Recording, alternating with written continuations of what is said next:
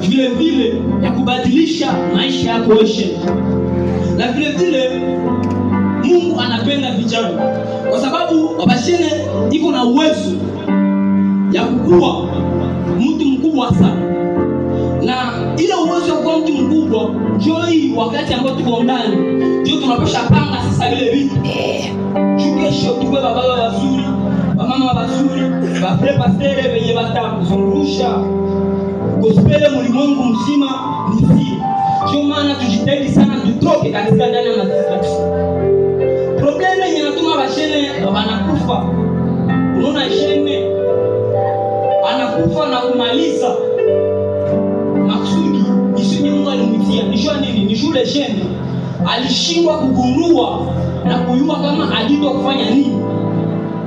Mungu akusaidie sana ujue kitu kenye Mungu alikumba na ile itakusaidia sana, utajua namna gani utaishi katika maisha mchana.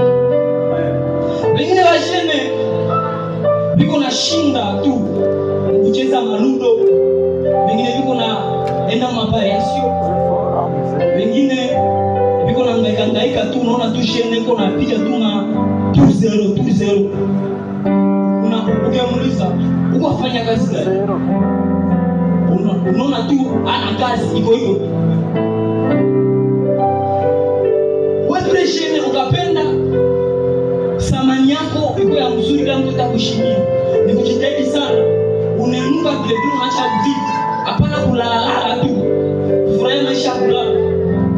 Tafuta kazi. Shule shene bila mafuta utasaraulika ndani ya kanisa. Utaona alikuwa tembea mkatie, watu wanakusarau jua nini hauna ukipasio. Ndio maana ujitahidi wewe shine Mungu anisikia mahali hapa uinuke. Fanye kazi. Na vile vile kwa wengine wamfika. Wenye wanashindwa kujidebrie. Na wanabiko nasema niko fiesi angaike watanitosha kwetu watanitoa. Hapana. Sio wa mzuri wa akili. Yule pia mwenye ni business ya 12 mstari wa kwanza aseme na tukumbuke Mungu wetu siku za ujana wetu kabla sijaja siku na kusema sina raha tena. Makikicho sasa wakati ya kufanya kazi ya Mungu. Tanke washeni. Ndio muda mzuri ya kumtumikia Mungu kwa moyo wetu wote. Kwa akili yetu yote, kwa ufahamu wetu wote. Tusifurahie kuingia kwa distractions za anasa za dunia. Tusifurahie sana kuendelea sana maisha mitandao, kujidistrere kwa Facebook, Instagram, Twitter, WhatsApp. Tujitahidi sana tujifokalize kwa Mungu. Juu wakati utajitia Mungu na Mungu atashimama pamoja nasi na atatusaidia, atatupatia tena nguvu za kuendelea mbele katika ndani ya huduma. Kwa hiyo niko na watangazia kwamba sio washene tu kwa kamata ile hatua. Haleluya.